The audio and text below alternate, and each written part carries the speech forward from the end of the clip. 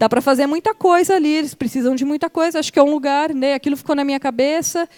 E aí, em dezembro, a gente foi visitar, e aí nós percebemos que realmente era o lugar mais potente, assim, onde fazia mais sentido desenvolver um projeto. E lá fica o escritório do MNPR, que coordena, né, então também faz parte dessa gestão. Eu vou daqui a pouco chamar o Darcy, que eu gostaria que ele desse algumas palavrinhas sobre o CISART. E também foram extremamente abertos, né, a nos receber. Quando a gente falou, a gente quer fazer alguma coisa aqui, a gente está investigando o potencial que o espaço tem. Mas a gente não quer prometer rios imundos para vocês, a gente quer ver o que é factível. Essa era a palavra que mais ficava na nossa cabeça, né? O que é factível? O que é factível, né? Porque a coisa foi se configurando na forma de uma disciplina e a gente queria construir tudo que a gente projetasse. A ideia não era fazer projetos, a ideia era pôr a mão na massa e realmente realizar. E a gente sabia que os alunos iam trabalhar, né, à distância primeiro, e depois os alunos americanos teriam uma semana aqui. Então, assim, em uma semana, o que a gente consegue de fato realizar, né? Isso foi guiando os projetos.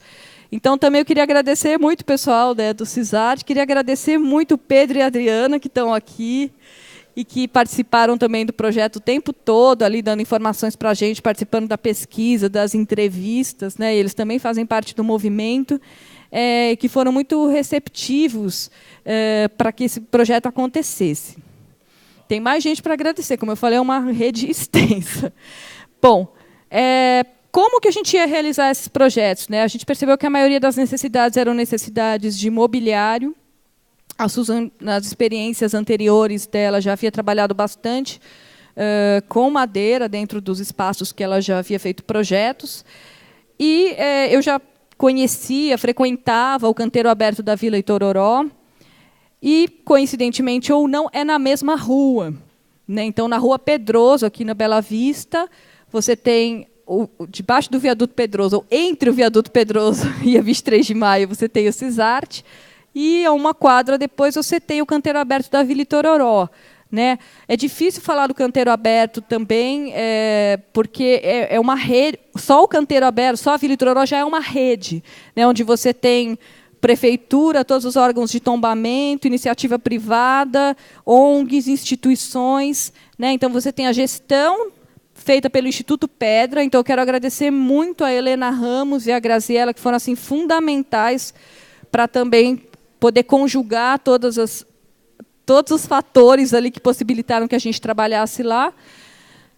E ofereceram, né, possibilitaram que a gente usasse a marcenaria. Então, dentro do canteiro aberto da Vila Itororó, tem uma marcenaria que serve à obra de restauro da Vila Itororó, mas que também é aberta à população. Então, qualquer um de vocês pode ir lá usar a marcenaria às quintas e aos sábados à tarde. Então, você tem um projeto, você quer realizar, você pode ir lá fazer, né? Então, eu já sabia, eu já conhecia, assim, em teoria, essa história.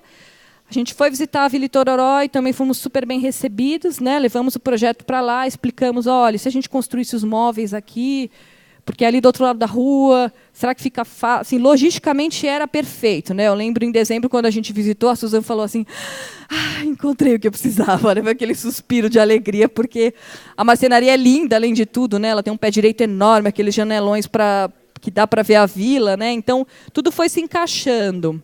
Ao lado da marcenaria, a gente tem um Fab Lab, que é um projeto também, né, do ITS, que vocês já devem ter ouvido falar, e que também era perfeito, porque ele é aberto para as pessoas realizarem projetos. E lá a gente ia ter cortadora laser, máquina 3D para imprimir. Então, isso tudo foi assim, a gente falou, olha, aqui é o campo de trabalho perfeito, né? Então, assim, a Helena e a Graziela foram muito importantes para ajudar a gente a articular essas possibilidades, porque como que a gente usa, se o espaço tem horários, alguns horários abertos, como é que a gente faz para usar todo dia? Né? Então, a gente acabou fazendo um acordo com a Gambi Marcenaria, que são outros parceiros assim, fundamentais. A Gambi é um coletivo de marcenaria que trabalha com madeira de reuso. Então, eles saem por São Paulo catando madeira e fazem móveis incríveis com isso. E hoje eles coordenam o uso da marcenaria aberta da Vila Itororó. Então, como eu falei, assim, tem que tomar muito cuidado quando a gente fala em Vila Itororó, canteiro aberto, porque só isso já é um monte de gente, né?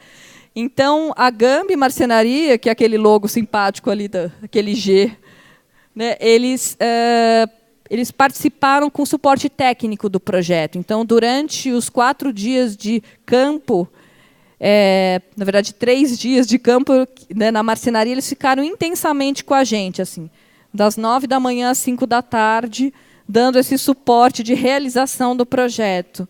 Né, e isso foi assim, extremamente importante, porque muitos dos alunos, a princípio, nunca tinham nem mexido numa serra.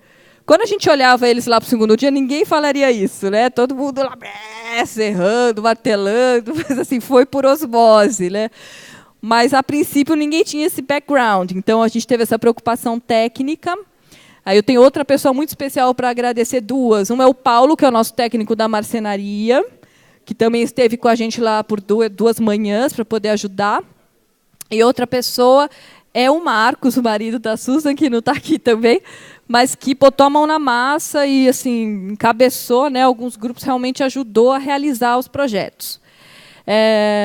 Bom, acho que o último parceiro aqui do loguinho é o Campus Brasil. Né, era uma coisa também que ficava na minha cabeça. Susan, como que você vai fazer com esse monte de estudantes americanos aqui, que precisam comer, que não sabem andar de metrô? Você vai ficar maluca, assim, né? E aí que eu fiquei sabendo do Campus Brasil, que é uma empresa que cuida justamente de intercâmbios ou pequenas experiências estudantis no Brasil. Então, os alunos da Ohio ficaram hospedados numa casa na Vila Madalena, que pertence ao Campus Brasil, e que articulou uma série de coisas, inclusive um churrasco de boas-vindas, né? Então, no domingo anterior, os alunos estiveram lá e a gente fez esse churrasco, e foi super importante para se conhecer. Realizaram alguns passeios, né? Algumas jantares. Falaram, hoje a gente vai jantar não sei onde. Então, a gente teve essa... foi muito importante, porque articular isso também ia ser assim, né, impossível. Né? Então, também foi um parceiro muito importante. O Daniel, ele ajudou a gente também numa conferência. A gente apresentou o projeto depois em Porto Alegre, numa conferência. O Daniel foi super importante também para orientar a gente, né? Ele já estava mais familiarizado com o congresso. E eu não sei se eu estou esquecendo alguém. Bom, as últimas pessoas que eu quero agradecer muito são os alunos incríveis, que vão se apresentar daqui a pouco. Porque assim, a gente tinha, né, 9... Assim, a gente tinha uma expectativa de umas 20 vagas. Na prática, vieram 9 inscrições de alunos. E, de início, eu fiquei um pouco, assim, um pouco chateada. Mas, na prática, foi a melhor coisa que aconteceu, porque foram assim, né, pessoas super engajadas, super presentes, né, super afim de fazer. Então, se não tivessem eles lá, não ia ser possível. Né, assim, porque esse é um projeto, eu falei para eles isso no final, é duplo engajamento. Né, o engajamento com a disciplina e o engajamento social. Se vocês falharem, vai ficar muito mal, porque a gente estava realizando, né, o projeto. Então, todos eles e todos os americanos também, foram 13, vieram 11, não sei se eu estou errada, que também, né, agiram com muita entrega, estavam todos lá, se lambuzaram mesmo do projeto para realizar, para pôr a mão na massa, para fazer ele levantar. Então, a gente teve muita sorte também nesse sentido, né, de ter atraído alunos tão interessantes. Eu queria rapidamente passar a palavra para o Darcy. Então, eu tenho 3 pessoas para agradecer. O CISART, dentro do CISART, do movimento. Um é a Luciana, que agora não está mais trabalhando lá com o MNPR, mas ela foi super importante, porque ela é secretária do Movimento Nacional da População de Rua, e ela havia tido uma experiência nos Estados Unidos e falava inglês. Foi perfeito, assim, porque ela podia, né, orientar a Susan ali. E então foi bem importante para facilitar a comunicação.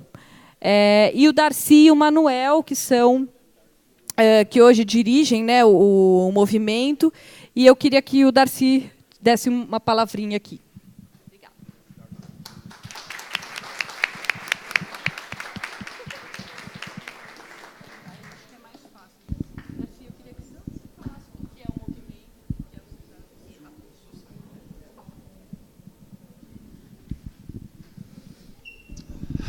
Boa noite a todos e todas, né? Senão algumas radicais vão me pegar na saída. Bom, gente, para nós, enquanto movimento, CISART, coletivo de CISART, foi uma experiência muito bem-vinda, né? Conhecer a Susan foi um grande prazer, foi também uma grande experiência, né? Os alunos dela, o trabalho muito harmonioso, né? Em uma semana, eles conseguiram se entrosar muito bem, a barreira linguística foi superada de uma forma fantástica, junto com a população em situação de rua também, que utiliza o espaço do movimento, né, o Pedro, a Adriana, né, o Sérgio, o Juscelino, o Márcio, enfim, os que participaram também junto com eles, né, conheceram a Vila Itororó, também fizeram cursos na marcenaria da Vila Itororó. Isso foi muito bom, foi uma experiência muito boa, né? O movimento nacional ele nasceu em 2004, após uma chacina na Praça da Sé, né, onde 7 pessoas que estavam dormindo na Praça da Sé, aliás, eram 15, né, foram alvejados, né, por um grupo de milícias, e 7 morreram nesse dia, e isso comoveu demais a sociedade. Aí houve uma mobilização muito grande, né, em São Paulo, e essa mobilização foi crescendo, crescendo, crescendo, e ela chegou então em Brasília, né. Começou a se fazer grandes movimentação em Brasília, e aí o movimento ele foi projetado em Belo Horizonte a nível nacional, né. Então a gente tem como marco o nascimento do Movimento Nacional da População de Rua, justamente nesse dia 2004, que a gente tem como marco, e a gente comemora com muitas lágrimas e muita tristeza, né, todo dia 19 de agosto, a gente relembra, né, a violência com que a sociedade trata as pessoas em situação de rua, né? Eles da forma como eles tratavam a população, e até o dia de hoje, as pessoas que cometeram os disparos e os seus mandantes, ainda não se sabe quem foi, ainda não se sabe. Já percorreu todas as instâncias brasileiras, e agora isso está nos tribunais internacionais, né? Não há ninguém responsável, ninguém se responsabilizou, ninguém foi responsabilizado pela crueldade que foi feita com essas pessoas, só porque elas não têm banheiro para usar, né? Elas não têm casa para morar. Então, ela vai usar a rua como banheiro, né? Ela vai usar as calçadas como locais para dormir, né? Elas cheiram mal porque elas não têm aonde ir tomar banho, né? Elas pedem porque elas não têm mais recurso nenhum, da onde que elas vão tirar, porque ela precisa comer, ela tem suas necessidades como qualquer. E isso é um pouquinho do movimento, né? Então, essa questão do projeto social, né, a gente abriu os braços, abriu o CISART, né, fizemos o nosso melhor para recebê-los, porque a gente entende que a base da sociedade, né, o social, ele tem que ser garantido, né, algumas coisas como a alimentação, a dignidade humana, né. E hoje em dia, aqui principalmente no Brasil, o que é mais violado é o artigo 5º, né. E eu acho que as pessoas a dignidade humana não deveria ser uma moeda de troca, né, e nem mérito. Eu acho que isso deveria ser garantido a todos, né.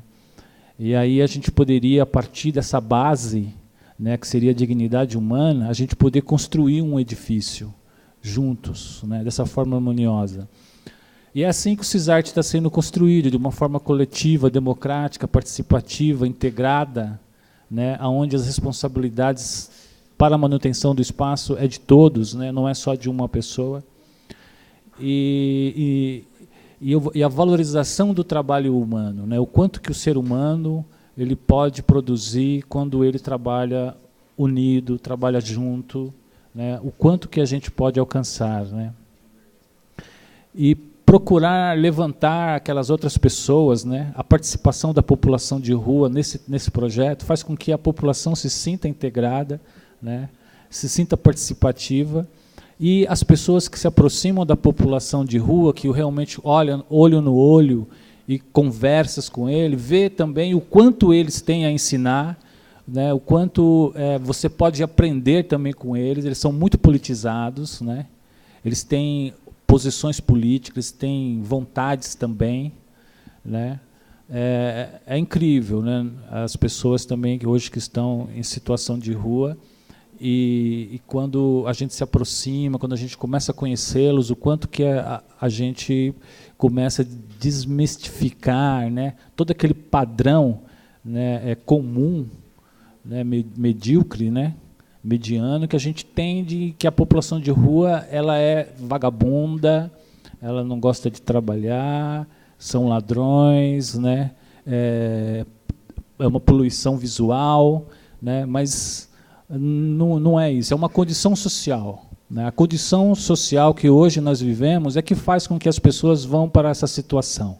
É porque o nosso sistema, a nossa forma de gerir o mundo não está sendo a melhor forma, né? Então, o projeto trouxe isso, né?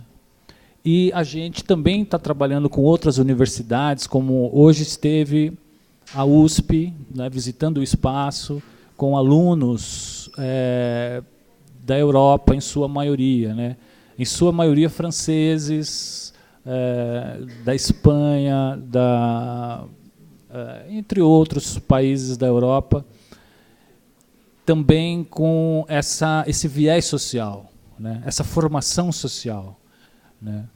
Eu acho que é nisso que a gente foca, né? O social, a dignidade humana, ela tem que ser o piso da sociedade, né? A sociedade não pode estar abaixo disso, em condições de miseráveis, né? Dormindo nas calçadas, nas marquises, sendo tratada desrespeitosamente pela assistência social, vivendo amontoadas umas nas outras, né? Nos equipamentos, nos complexos, que alguns abrigam 2.000 pessoas, 1.500, 800 pessoas, né? De forma indigna, pegando filas para poder comer, filas para tomar banho, não tem roupa de doação, né? A justiça, algumas não querem receber a pessoa que está em situação de rua, porque ele está de chinelo, porque ele está de bermuda, porque ele não tem uma roupa digna. Então o juiz acha que ele não tem direito nem de entrar dentro do tribunal. Então, quando a gente vê que pessoas, né, estão sendo formadas a enxergar a questão social, não só no Brasil, em São Paulo, mas no mundo, né, a gente vê que há pessoas que estão construindo uma nova plataforma, um novo piso de sociedade, né, a partir da dignidade. Eu acho que é isso que eu entendo. A dignidade deve ser a base, né?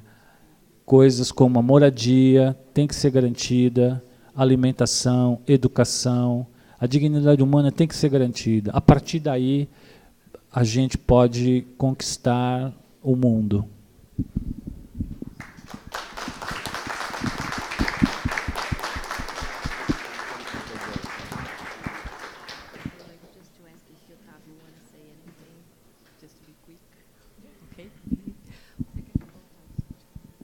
Quero convidar o Otávio agora do Design Possível, só para complementar a fala, porque eles fizeram um trabalho que condiz com a abertura, né, do CISART, então foi muito importante também a participação deles no projeto.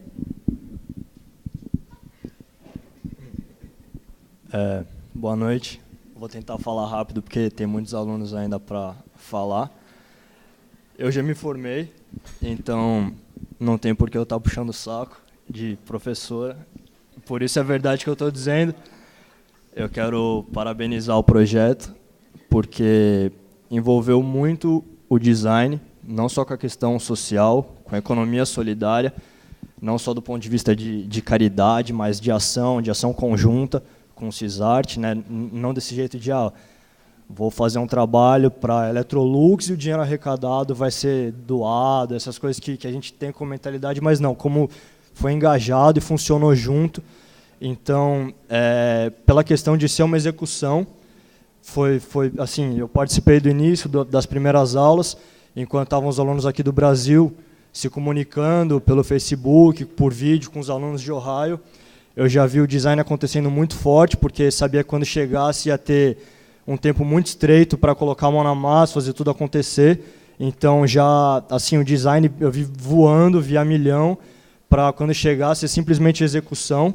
Então quando chegou o projeto já estava muito encaminhado, muito bem feito com as necessidades do local e com as necessidades não só das peculiaridades que ia ser feito disso, mas com a questão de tempo, questão do material que teria e tudo mais. Então, isso daí foi até uma questão de uma prova, eu lembro do Marcelo, que o maior desafio do design é você executar, né? Quando você desenha um carro, você pode desenhar o que você quiser. E aí depois vai entrar a ergonomia, vai entrar a prática, vai entrar quanto de material você vai colocar aquilo ali. Então, eu quero parabenizar o projeto, que foi isso daí pelo lado das professoras, de como ele foi pensado, e parabenizar os alunos por como ele foi executado. Eu vi também um grupo muito pequeno, e dentro desse grupo pequeno eles se dividiram em outros grupos, e eu vi a aula fluindo muito bem, e quando eu colava também nos laboratórios, na marcenaria, no CISART, com a Gambi e tal, tudo rodando, assim, muito redondo mesmo.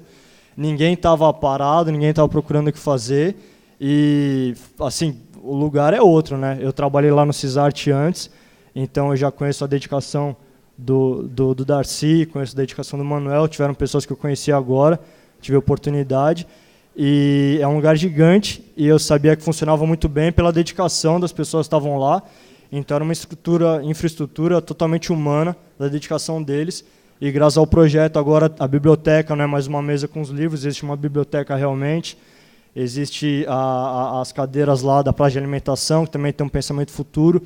Então, é assim, da questão de projetar, do design, se jogar fora, eu vi isso daí funcionando muito bem nesse projeto. A quantidade de necessidades que iam vindo, e eles falaram, mas isso não vai ter tempo, isso não vai ter verba e tal. E as mudanças que fizeram, como, por exemplo, da biblioteca, fizeram uma biblioteca modular. Foi a primeira vez em todos os anos que eu estudei aí que eu vi modular ser aplicado do jeito certo, que eles fizeram dessa maneira para poder manter o projeto e quem quiser continuar fazendo, vierem mais alunos também, futuro de intercâmbio, fazer mais e mais prateleiras para ficar lá e preencher mais.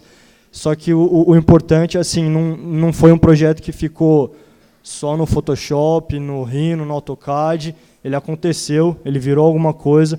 Então, eu acho que o design tem muito disso, de você atender uma necessidade e não você criar uma necessidade, né? É muito comum quando perguntavam o alvo, né, assim, para a gente fazer o recorte do público, eu via muitos meus colegas de sala falar que era para o público AA, porque assim ele teria total liberdade de fazer o preço que ele quisesse depois, usar o material que ele quisesse, não ia ter pesquisa. E esse caso foi o contrário, ele foi um projeto com muito desafio pelo tempo, por ser pouca gente que estava envolvida naquilo ali, e o resultado foi maravilhoso, executou, parece que foi 2 anos que fizeram aquilo, e enfim, é isso, a questão de você enxergar também o design como você atender uma necessidade e não criar uma necessidade nova. Então, para encerrar minha fala, eu queria aproveitar, juntando com o que o Darcy falou, da população em situação de rua. Por exemplo, eu sempre frequentei muito um outro centro cultural, que é o Centro Cultural São Paulo, e eu ia lá, todo domingo eu pegava gibi emprestado, depois eu cresci, eu estudava lá, e hoje em dia eu jogo RPG lá, só que tem muitas pessoas que estudam para vestibular, muitas pessoas que vão lá depois de formado, durante a faculdade, para fazer trabalho, para executar várias coisas assim. E uma das coisas que eu presenciei, eu tenho 26 anos de idade, mas quando eu era moleque eu continuo colando lá de bicicleta do mesmo jeito, e hoje em dia para você fazer uma carteirinha de empréstimo da biblioteca ou da gibiteca, uma das coisas que eles estão pedindo é um comprovante de residência, uma conta de luz, alguma coisa assim. Então, isso não é uma teoria da conspiração minha, é uma maneira de você excluir a população de rua, a cultura de você não deixar utilizar a biblioteca, de você não deixar levar um livro e tal. Então, é uma população que eu tenho um imenso prazer de conhecer, como eu falei das vezes que eu já trabalhei lá, e chegava lá de manhã nas aulas e era informado da política, das novidades por eles, porque eles já tinham passado num bar e visto as notícias, já tinham lido o jornal. Só que a questão é que tem, assim, como o Darcy falou, muito preconceito igual sofrem religiões diferentes e por aí vai. Ela tem muito preconceito, as pessoas já têm uma certeza do que significa um morador em situação de rua. Então, isso daí é a questão da cultura. O que a gente tem que atentar muito, e aqui de ser uma questão da faculdade, falando com os alunos, o pessoal ir muito atrás, é porque a burocracia está caminhando para o mesmo meio dessa cultura que a gente tem de excluir a população em situação de rua e por aí vai. Então, isso daí que eu falei já é negado de um empréstimo da biblioteca, só que tem muitas coisas mais, tem leis que estão vindo aí para fortalecer a polícia, a agressão, né, com população em situação de rua, para retirar os documentos que já tem, para retirar as microposses que já tem. Então, eu queria deixar esse apelo aí para concluir minha fala, de aqui, que é uma faculdade, com os alunos pensarem isso, e estão sendo feitos abaixo-assinado, o pessoal que puder procurar, é muito necessário, porque a gente tem direito à moradia da mesma maneira que a gente tem direito ao emprego, só que a gente sabe que não é essa a realidade. O problema é que a gente tem que caminhar para que isso seja uma realidade, mas a burocracia, a sociedade está caminhando o contrário. Então, eu queria deixar essa crítica no final para vocês depois irem atrás mais também.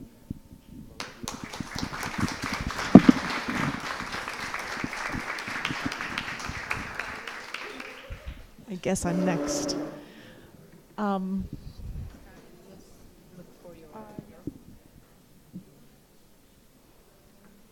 So, eu sou Susan.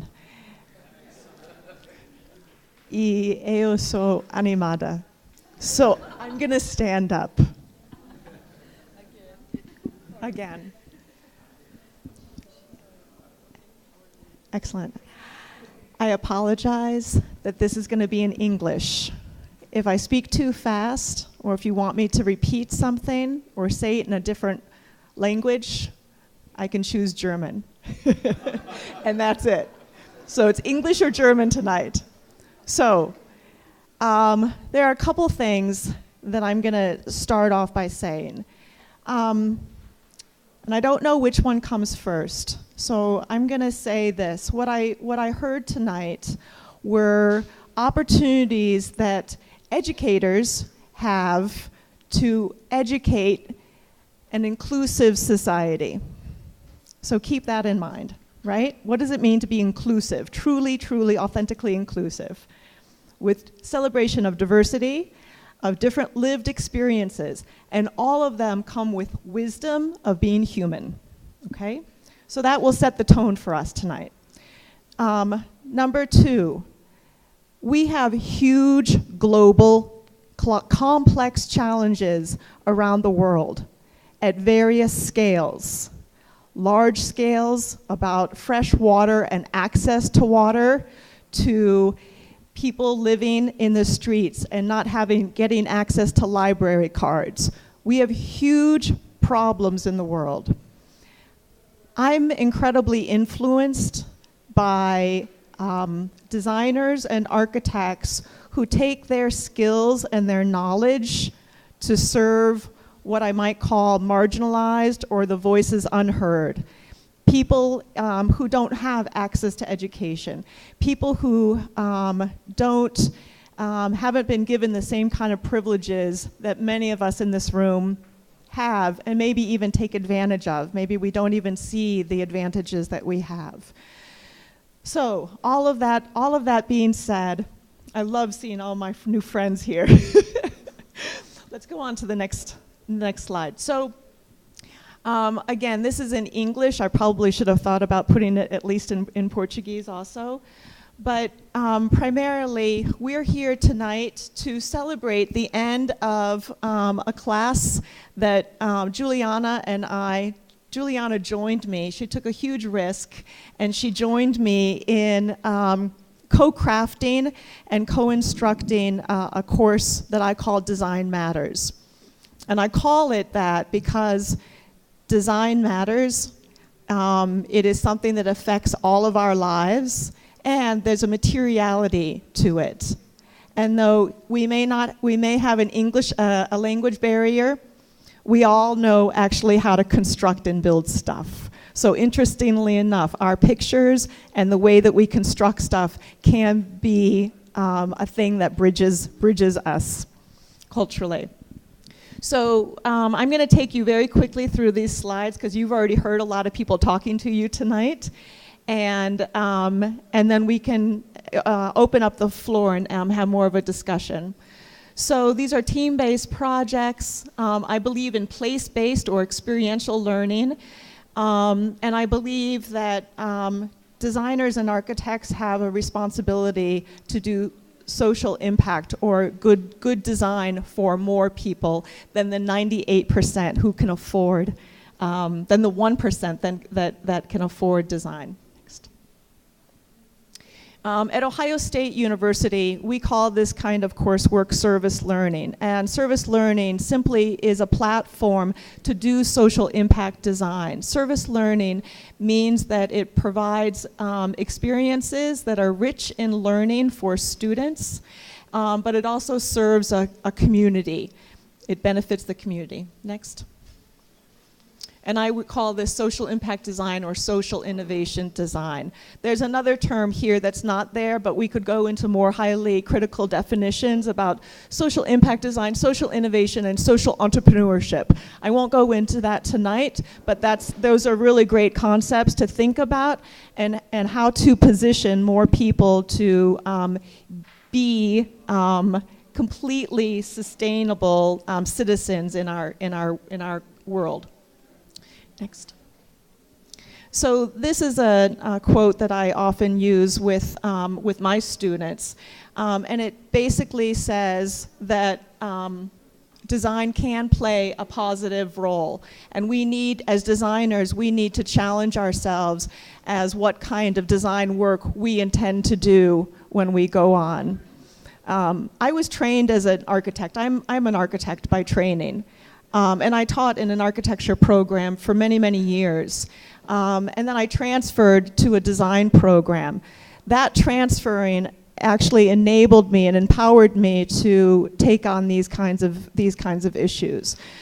Because the program in the architecture school that I was involved with wasn't really that interested in social impact design. So I feel very, very grateful to have this opportunity at my university and now to have new friends and maybe expand this globally. Next. These are some of the literature, the books that I read and that I take very, very seriously. There's a lot of people out there doing this kind of work. I have great students like you guys who say, but how do I do this when I get out of school? How do I join a social impact design firm? Where do they exist? They do exist. They're everywhere around the world, and you can go far with them. Next. So, okay, here comes the course. So we're very, very fortunate, Juliana and I were very, very fortunate to work with our NGO and our partners at CESARCI, and we are grateful to them for their patience with us. Juliana had a team of students. I had a group of students, and we came together for what I would call a really fast-moving, productive week. Next. I think at this point it's pretty obvious that it was interdisciplinary, it was transdisciplinary. We took design thinking into design doing and implementing. We took the content of what we believe social impact design and we made it contextual. We put it in place to see if our theories actually work. Our partners, as you well know already, Ohio State University, Mackenzie University, Design Possível, and the Movimento Nacional de População de Rua at CESARCI. So, if you're familiar with the Gro Harlem Brundtland came up with the terminology sustainability back in the 90s. And she described it as these three overlapping elements: environment, economy, and ethics. Next. Some people will call it the 3 Ps. Maybe it's a little easier for some people: planet, prosperity, and people. So for me, it's very important to engage with the people. All of us at a grassroots level can change our existence. We can change, but we have to work together. So that's really what it's all about, is collaborating and working together. So we do this by understanding the place, the people, problems, which a word I do not like, the potential, the assets of what the community members already have. So you engage with them where they're at and you start there. We were really lucky that these guys knew where they were, they knew what they needed. Next. And if you are familiar with the Viaducto Pedroso, does everybody know where that is? I love this site. Let's go on. So this is indeed our site. There's about 1,500 square meters. I think I've got that about right. It's a very, very large space. It's a brand new nonprofit, which means that they really had no infrastructure, little furniture stuff to sit on, and tables. There was really nothing in there. It's just a wide open space. Next. So we very quickly identified 5 project types that we could take on and that groups of students could work on together. Identifying that scope, organizing the materials, coordinating how the assembly of all those pieces took a lot of work and a lot of communications. So I'm going to really quickly go through the 5 different project types that we identified, share images of each of those project types, and then hand it over to students who are going to tell you more in detail. So when we first arrived, this was Ohio State University's spring break. The students get 1 week of a break, vacation time in between, and we came down here, and the first thing we did was we tried to study the site and all the little projects that we had already developed, basically sharing images through Facebook for the 12 weeks before that. So we identified wayfinding, signage, and logo, or a new icon for Cesarci. This is part of the wayfinding system. There's a really large public gathering space, the first space that you come into when you descend into Cesarci, but there's no furniture in there at all. So one thing that Pope Rua identified for us was like a wall divider, a movable partition wall that could actually help them divide and define the spaces better. So that's what this, you'll see the end results. This is work in progress. Next. A large donation of books had come in, about 3,000 books, but there was nowhere to store the books except stacked up on the floor. Next. And you see the books there in the corner. Next. So a bookshelf was made. Next. They have a kitchen facility, but absolutely no dining facilities, no tables and chairs for people to come and sit and eat. Ambitiously, 4 tables and 8 chairs were constructed. Next. There's an image of some of the chairs that were constructed. The next project was what I called a poetic inscription. I gave it that title, Poetic Inscription, because it was critically important to me that we didn't just make stuff, but that we took the voices of Cesarci people and we embedded it in the things that we made. We wanted their voice to be visualized. It's their space, it's not our space. We're just there to come and hang out with them for a week. So here is just some images of making and more making. Here's our poetic inscription. So quotes were collected by Pedro, Darcy, and everybody else at Cesarci. Those were vinylly printed and put onto a chalkboard wall that we made with the intention that they can color it in and add more things over time. That's the front face. The back side of it is a complete storage unit with shelving. It's also movable, so it can help divide up the larger space. This is the wall partition with the bench and a coffee table height bar.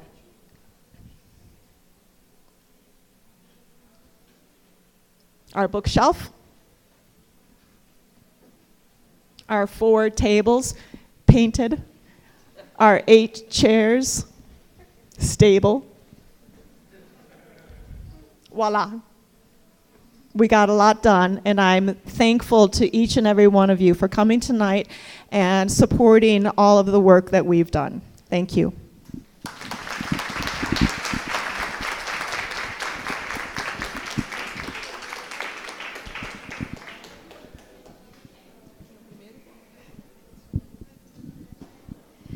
Bom, são muitas falas, como eu disse. Agora a gente vai ouvir os projetos de forma mais individualizada.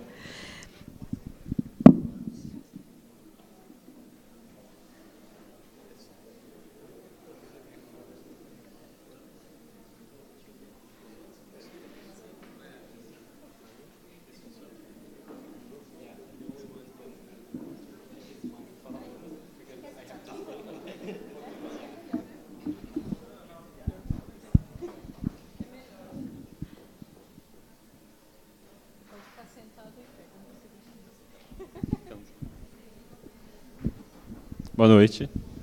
Eu sou o Rodrigo. Eu vou falar de modo sucinto assim sobre a minha equipe, sobre as impressões que a gente teve sobre a nossa parte do projeto. Pode passar. Eu e a minha equipe de colegas lá de Ohio, a gente ficou responsável pelo primeiro ambiente da CISART, a primeira área que você entra quando chega no local.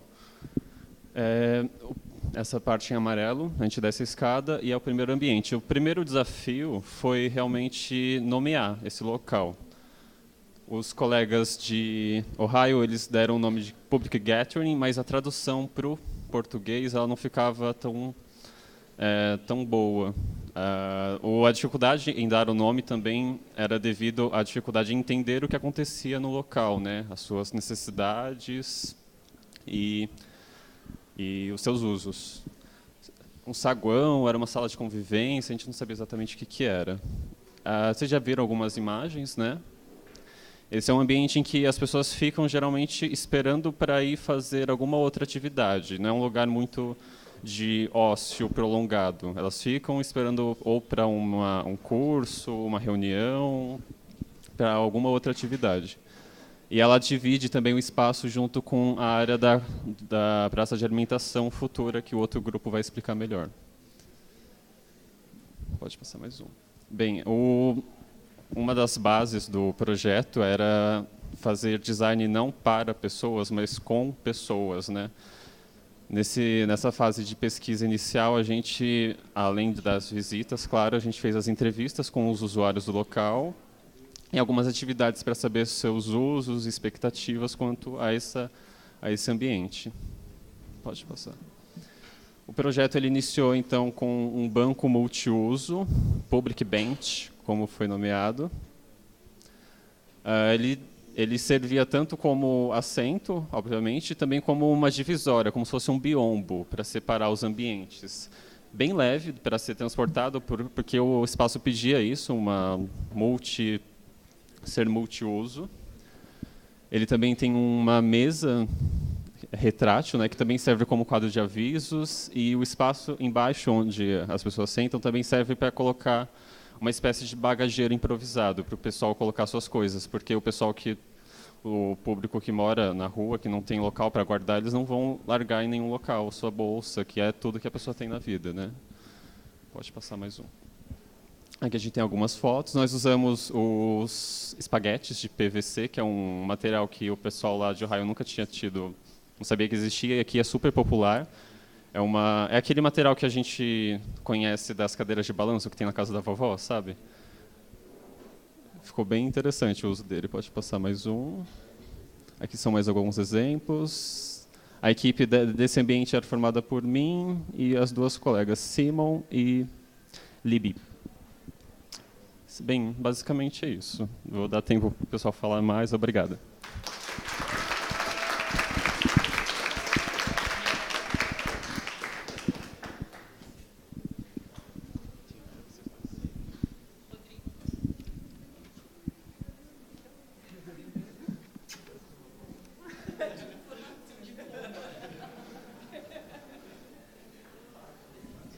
Boa noite, eu sou a Gabriela e eu e o Gustavo, nós ficamos responsáveis pela biblioteca do CISART, junto com mais 3 estudantes de Ohio. Nós vamos começar falando dos objetivos que a gente tinha a atingir durante o semestre, para depois adentrar no processo. Então, nosso objetivo primeiro e principal era acomodar 3.000 livros que o CISART ia receber como doação. E, além disso, não só acomodar livros, mas prover espaços públicos e privados dentro da biblioteca, porque a biblioteca ela também recebe oficinas, cursos. Então, a gente achou que precisava de áreas públicas, onde as pessoas pudessem ter interação entre si, e privadas para a individualidade da pessoa enquanto ela estiver estudando ou lendo. Então, o CISART ele é um lugar que ele recebe muitas pessoas, então tem sempre muita agitação. Então, um dos nossos objetivos era criar um espaço que ficasse fora disso, de todo o barulho e outras coisas. E tornar também um espaço convidativo para se estar, que a pessoa entrasse ali e não apenas olhasse, mas que ela se sentisse convidada a ficar ali. Então, nosso primeiro passo na pesquisa foi a visita técnica no CISART, foi feita num sábado. Então, ali a gente pôde conhecer o espaço físico, conhecer as necessidades, as potencialidades do local e também conhecer as pessoas. Então, a gente fez uma roda de conversa, conhecendo uns aos outros. Então, como o Rodrigo já falou, a gente se utilizou para projetar do design participatório, que era envolver todos os usuários e colaboradores do CISART nisso, porque se nós estamos projetando para pessoas, é normal que elas participem de todo esse processo, o processo de ideação. A gente fez isso por meio de entrevista, dinâmicas e ideação. Agora o Gustavo vai falar. Tudo bem? Eu sou o Gustavo, junto com a Gabi eu participei. A ideação, o nosso projeto a gente começou com essas entrevistas e depois que a gente entendeu tudo isso, a gente começou a pesquisar as características físicas do local, tanto as paredes, medidas, o fluxo de pessoas e a circulação que tinha dentro desse espaço, quais as atividades aconteciam. E a gente, por meio dessas entrevistas, a gente não só considerou as nossas ideias como estudantes de design, mas a gente também considerou o que as pessoas daquele espaço precisavam. Então, a gente, ao invés de projetar a gente projetou com as pessoas. Então, foi muito inclusivo esse projeto. O projeto final, o que a gente queria fazer, eram 3 módulos das estantes, e cada um desses módulos tem uma mesa e um banco dentro das divisórias, que são fixas ao espaço. E a gente tentou fazer, como o nosso tempo era curto, então a gente não podia fazer um design super moderno ou alguma coisa super elaborada, porque o tempo era curto e o material que a gente tinha também era pouco. Então a gente tinha que otimizar o tempo e o material. Então a gente fez uma estante bem mais simples e que eles pudessem desenvolver depois com o tempo, criar os outros módulos se precisasse. E durante 4 dias, durante a visita dos estudantes de Ohio, durante a semana que eles ficaram aqui, tivemos 4 dias. Então, no primeiro dia, a gente fez todo o corte de madeira e os 3 dias seguintes foi a construção da biblioteca. E a gente conseguiu finalizar um dos módulos, que tem 14 prateleiras, uma mesa, uma lousa e um banco. Aqui foi nas últimas semanas, depois que os estudantes de Ohio voltaram, eu e a Gabi, a gente continuou indo lá no CISART, trabalhando na estante, e a gente conseguiu terminar o módulo todo, o banco e a prateleira que faltava. Então, a gente conseguiu criar uma estrutura rígida para suportar todos os livros que eles tinham lá no CISART. E a estante ela tem 2 metros de altura. Uma das preocupações quando a gente estava montando ela, tanto da Susan quanto do Marcos, foi a ergonomia. Então a gente precisava então a gente chegou a 2 metros, que era uma altura que fica confortável para as pessoas pegarem os livros de qualquer altura.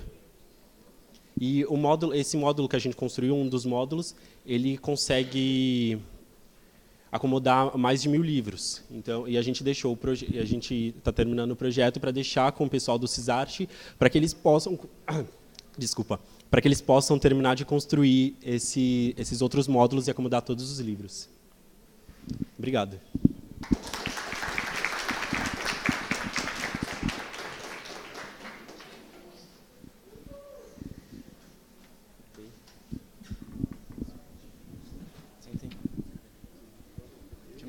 noite.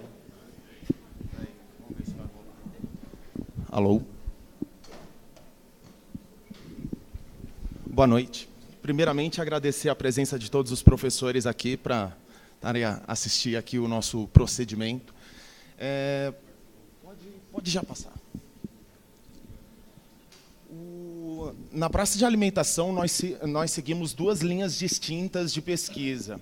A primeira foi feita por parte de diversas visitas ao CISART para pesquisar a infraestrutura do espaço, bem como dimensões e capacidade de acomodação. Para isso, nessa primeira linha, a nossa maior preocupação era a experiência sensorial do usuário, o ato de sentar e comer de forma confortável, que é, dizendo de certa forma, um luxo que a população de rua não tem nas ruas. A segunda linha foi a pesquisa de referência de mobília para cozinha e comedoria. Para isso, a gente ficou, na parte das cadeiras, a gente ficou em dúvida em usar ou madeira para a produção das cadeiras ou papelão. E em uma das visitas, justo nessa que estava toda a organização da população de rua estava no local, a gente conseguiu nós conseguimos fazer bastantes entrevistas com base em dois painéis, um mostrando só cadeiras feitas de madeira e outro painel só mostrando cadeira de papelão. O painel com cadeira de papelão, a galera que trabalhava nas ruas, que trabalhava com reciclagem, gostou bastante da ideia, mas acabou sendo quase unânime a escolha de madeira para a produção das cadeiras, porque passava a impressão de ter uma maior durabilidade para o usuário, ter maior segurança. E só tirando uma dúvida, essas cadeiras de papelão, elas poderiam aguentar até 160 quilos. Pode passar.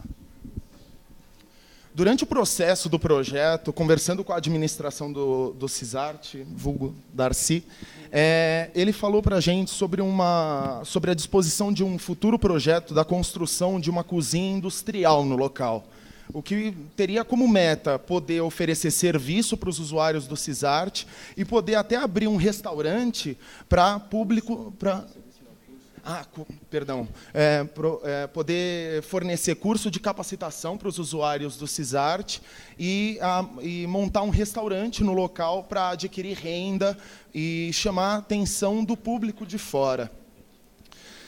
Para isso, a gente focou na parte não só estética da nossa mobília, como também a parte funcional. Desculpa, estou um pouco nervoso. É a câmera. E para isso, a questão do foco ser a estética e a funcionalidade teve uma grande importância a produção de mock-ups pequenininhos, para a gente ter ideia do quanto eles iriam se encaixar no local e o quanto eles seriam úteis para os usuários, não só avulsos, mas para os usuários do dia a dia do local. E nós chegamos nisso. Aí eu desenho o técnico. É o anterior, só que eu acho que está muito estourado. Como são desenhos técnicos, linhas fininhas, o projetor acabou matando o desenho. Mas, basicamente, os desenhos foram pensados no aproveitamento de material que já tinha à disposição, até a decisão pelo uso da madeira em detrimento do papelão veio já pela compra do lote de madeira, então já era um material que estaria lá à disposição, né? Então, na hora que a gente foi para desenhar isso, a gente foi desenhar já pensando nas pranchas que a gente teria que estar cortando. Então, a gente já fez os mock-ups, desenhando a gente fez as pranchinhas, já pensando como seriam os cortes, o que a gente poderia aproveitar, o que sobraria de rebarba aqui. Ali é uma rebarbinha, mas na escala vira um sarrafo de 5 e pode ser utilizado, porque é aquela questão do sustentável, do colaborativo, do social, então tudo deveria ter alguma utilidade, né? No primeiro dia, a gente montou as peças piloto, né, tanto da mesa quanto das cadeiras, que seriam utilizadas para a parte da praça de alimentação. E foi um dia bem extenso, assim, em um determinado ponto deu uma desanimada, porque a gente passou o dia montando as peças pilotos e a gente ficou pensando, será que nos próximos dias a gente vai levar um dia inteiro para fazer um, depois um dia inteiro para fazer outro? Como que vai ser? Então, foi um dia que não só a gente pensou como seria a produção das peças pilotos, mas a gente organizou os próximos dias de trabalho. Então, no segundo dia, não tinha peça nenhuma, só as peças piloto. Então, em 2 dias, a gente conseguiu fazer mais 7 peças. Então, foi uma ideia assim, de metade do tempo a gente organizar o que seria essa produção seriada, porque a gente já tinha o projeto, mas a gente não sabia o que seria isso lá no momento de produção. E aconteceu que deu tudo super certo, aconteceu tudo muito bem. Pode passar. E aquilo, né? Os projetos, no final, eles atenderam a uma demanda que ia de encontro às necessidades sociais.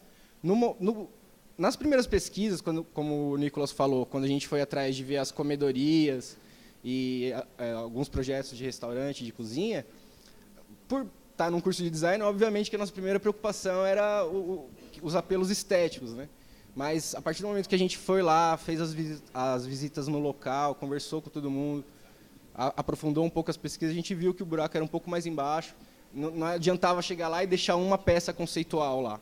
A ideia não era conceitual, a ideia era, como a professora falou, que fosse factível, e acredito que a gente não fez ainda tudo o que queria, mas a gente conseguiu chegar bem perto, eu acredito. E da nossa parte foi isso. Obrigado.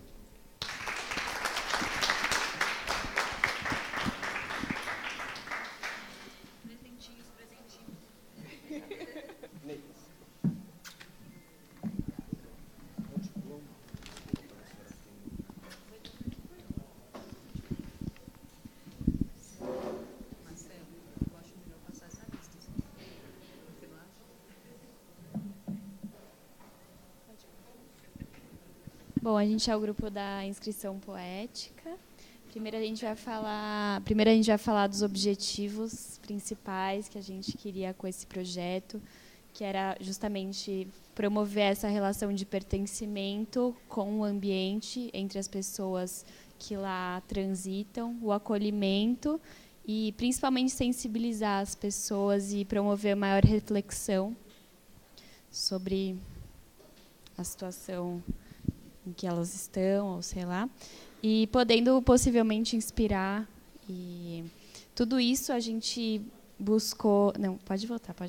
A gente buscou trabalhar justamente tentando entender essa identidade da rua, coletando as vozes que a gente teve contato, e para justamente estampar o nosso resultado final. A gente vai falar um pouco da metodologia, que todo mundo já sabe, a gente usou o design colaborativo. Pode passar. O design cooperativo, que é o Human Centered Design. E com isso a gente buscou promover muitas dinâmicas e entrevistas com as pessoas que estavam lá presentes. Assim, é muito interessante ver a primeira visita depois do projeto ter finalizado, porque a gente viu um processo de aproximação com as pessoas do CISART, as pessoas em situação de rua, e uma conquista da confiança deles. Assim, achei muito interessante analisar isso depois de ter finalizado o projeto. Nesse primeiro contato, a gente conseguiu entender realmente como era a situação dessas pessoas, e levantar uma demanda de possíveis soluções que a gente poderia promover estando no 5º semestre de design, enfim, o que era factível para nós, né, como a Juliana falou.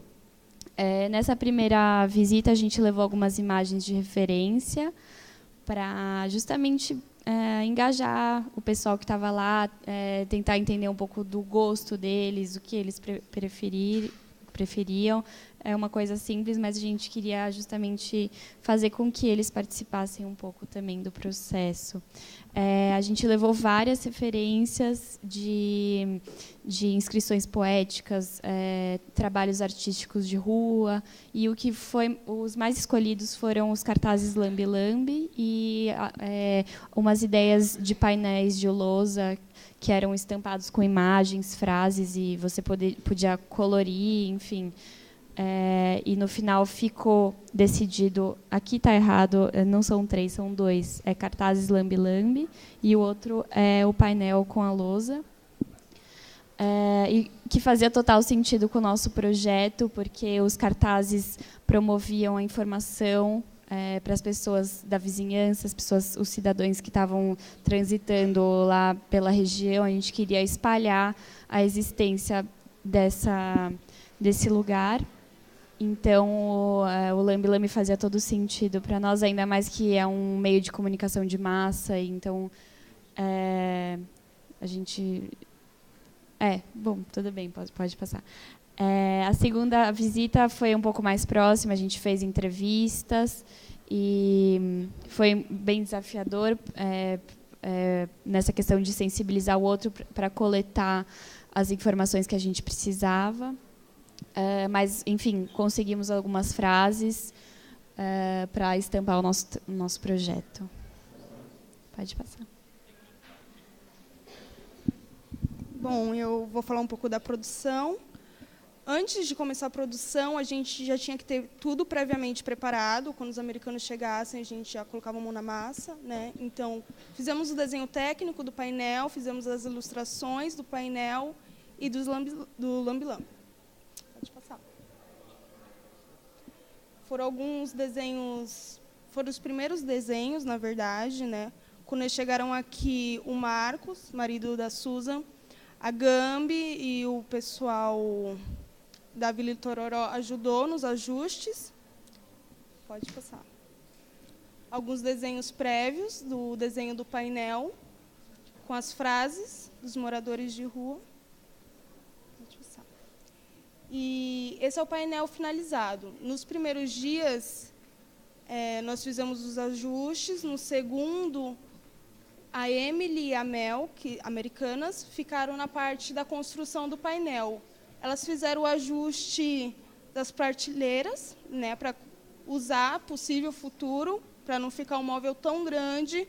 Às vezes, ficar na parede encostado poderia acomodar alguma coisa. Enquanto eu e a Marina fomos no Fablab Heliópolis, e cortamos os vinis. Eles foram muito receptivos, ajudaram a gente, etc. Pode passar. Aqui foi a parte da construção dos labs. A gente colocou esses dentro do CISART, nas paredes brancas. Vocês viram, tem muita parede branca. Habitar e construir. Nós quisemos passar com essas palavras o que o CISART quer transmitir para as pessoas que vêm de fora. Um lugar de conforto para construir uma nova vida, recomeçar, começar do zero. Teve péssimas experiências na rua. E quando ele entra no CISART, ele começa uma nova vida. Ele tem uma nova possibilidade. Está na parede também do CISART uma representatividade do morador de rua. Não dá para ler direito, mas está escrito: não fale da rua sem a rua. Para as pessoas de fora escutar as pessoas que viveram na rua. Se você não veio de lá, não fale, não julgue, não ofenda. Você tem que escutar para entender elas. Aqui são os cartazes que espalhamos em volta, nas redondezas. É mais informativo, mostrando onde ele fica e qual é a intenção do CISART. Nossas aplicações nas ruas, nos postes.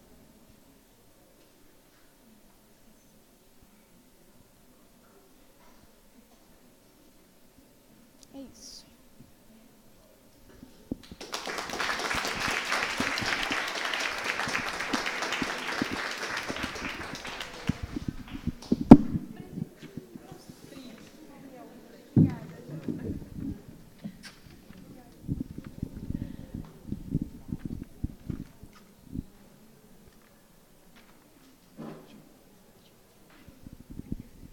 Ana, sai do celular. Pode mudar aí. Olá, eu sou o Will. Boa noite. Eu fiz, junto do Zach, da Savannah e do Tanner, os americanos, eu fiz a identidade visual e o direcionamento com eles. O nosso objetivo inicial era criar uma identidade visual que abrangesse os valores do espaço, que dizesse o que o CISART de fato é, e pudesse convidar as pessoas que estão na situação de rua e também pessoas de fora a estarem conhecendo esse espaço e contribuindo, fazendo parte dele. Um outro objetivo também era a criação de um sistema de direcionamento que melhorasse a movimentação daquele espaço grande, tanto metaforicamente quanto fisicamente. E com isso, a gente já tinha em mente a criação de 3 componentes comunicativos, que seria o direcionamento, a sinalização e o diretório, que a gente vai estar falando agora. Bom, durante a pesquisa, como os colegas já falaram, a gente trabalhou com design participatório, que a ideia era que a gente pudesse se integrar com os usuários e os funcionários do local, e que a gente pudesse trocar de papéis e se entender. Porque não bastava só a gente entender eles tinham que entender também o que era ser um designer, para a gente todos podermos trabalhar juntos. E com isso, o nosso grupo trabalhou com painéis semânticos de referências para poder mostrar para eles o tipo de conteúdo que imaginaríamos que seria ideal para lá, e com isso está desenhando um projeto com eles. E além disso, nós fizemos um questionário entre todos eles, e uma das respostas que mais sobressaiu, assim, ficou marcado em mim, foi que o CISART não é uma saída dessa vida difícil, mas uma entrada para uma nova esperança. Meio Star Wars, mas muito legal. Brincadeira. Um dos desafios que a gente teve foi a questão de estar trabalhando a milhares de quilômetros de distância, que, querendo ou não, de certa forma, a gente já está trabalhando com o uso de materiais, e só eu aqui estando para descobrir isso, e o pessoal lá tendo referências de coisas que não vendiam no mercado brasileiro, e tendo que procurar algo que, uma tinta que vai estar funcionando no chão ideal e que não vai sair, onde centenas de pessoas pisam lá durante uma semana, sabe? Seria uma baita dificuldade. Outra coisa seria a questão de preservar a identidade cultural brasileira. Junto dos americanos, eles tinham um repertório muito grande e muito rico para compartilhar com a gente. Só que, ainda assim, foi preciso mostrar para eles o que é o Brasil, o que significa ser um brasileiro, e, principalmente, essa questão da população de rua daqui. Foi muito importante, tanto para a gente também aprender, quanto para eles. E também tivemos as dificuldades no primeiro dia, como foi dito, a questão dos materiais, e que a gente não sabia se as coisas iam se aplicar direito ou não. E foi doideira, assim, a gente ficou... Bom, o direcionamento a gente resolveu dividir em 3 categorias. O bem-estar e utilidade, que tem, por exemplo, bagageiro, cozinha, lavanderia, banheiro, são as necessidades básicas que o local, obviamente, tem. Tem as oficinas, que são umas salas que vão estar acontecendo workshops, vão estar algumas aulas, talvez reuniões. E também a gente tem um espaço cultural, onde tem a Biblioteca Argemiro, o espaço multiuso, que pode rolar cinema, teatro, algo do tipo, e a sala aberta, que é onde costuma rolar os congressos, as reuniões, os eventos grandes do espaço, né? Pode ir. Para isso, a gente teve que dividir cada sala junto dos funcionários do CISART, do pessoal do CISART, para estar podendo definir o que seria o quê. Com que intuito? Pode mudar. A gente poder criar um mapa no chão que orientasse a localização para onde cada um tem que ir. Por exemplo, nessa foto mostra na entrada principal os 3 caminhando juntos e levando para direções e salas diferentes. Como disse anteriormente, houve a dificuldade de pintar por conta dos materiais desconhecidos, e a gente acabou trabalhando bastante com stencils para fazer esses triângulos e também as formas dos pictogramas, que vale dizer, a gente trabalhou bastante com os pictogramas a ponto de que eles não fossem precisar de leitura, porque ainda no Brasil é grande a taxa de analfabetos, de pessoas não alfabetizadas. Pode ir. E esse é o diretório. O que o diretório funciona? Ele é para unir toda a sinalização, todas as informações dos espaços. Para quem chegar lá de primeira vista, logo descendo as escadas, possa ver esse painel e ver, tem essa sala, tem aquela, tem aquela. E junto disso tem esse espaço em preto, que é uma lousa, que alguém, uma pessoa, um funcionário, pode chegar lá e falar, na biblioteca hoje vai estar rolando um evento, hoje na sala multiuso vai ter filme, um tipo de coisa. Então, possa ter esse diálogo mais rápido, mais acessível. Bom, a parte mais difícil foi a marca. Apesar de todo o desafio em estar fazendo de verdade, não estar dentro da faculdade, sabe? De você sair do ar-condicionado do seu computador para estar, sabe, vivendo, sentindo isso na pele, junto de quem vai usar aquilo. Então, um dos maiores desafios foi que, para você criar uma marca, não basta você conceber da sua parte. Você tem que criar junto de outras pessoas. Dessas pessoas que vão usufruir dessa marca. E esse foi a ideia principal para a gente chegar no resultado que a gente chegou. Porque se não fosse o pessoal que frequenta o CISART, a gente nunca saberia o que realmente significa o espaço. Não basta só do que a gente observa. A gente não passa de auxílio para quem é o verdadeiro observador, que é o usuário. Então, como usuário também, né? A questão de poder comunicar o espaço e também as pessoas, poder falar quem está ali, não só o que o espaço é. E a questão da participação de todos, em todos estar unidos como uma coletividade e a diversidade que o espaço busca ser. Então, não, tudo bem. Você, por favor, né, Ana? Ali do lado direito é o logo que tinha já anteriormente. Embaixo foi algum dos trabalhos que a gente fez para chegar no resultado final. Agora o resultado final é esse o logo do CISART. Ele trabalha com essa questão de mãos unidas, com a ideia de uma questão de união, mas como resistência, como força. Como você poder conseguir as coisas por si próprio, mas também com o seu ímpar, com o seu par. E também foi importante a gente manter a questão da arte de rua no logotipo, que foi usado no título do CISART. Então foi muito importante a gente estar mantendo essa analogia, essa arte. Foi muito importante isso. E, bom, além disso, nós estudantes, junto com a professora Juliana, também fizemos um presentinho para vocês. A gente fez um novo banner para estar sendo instalado do lado de fora do CISART, para o pessoal reconhecer.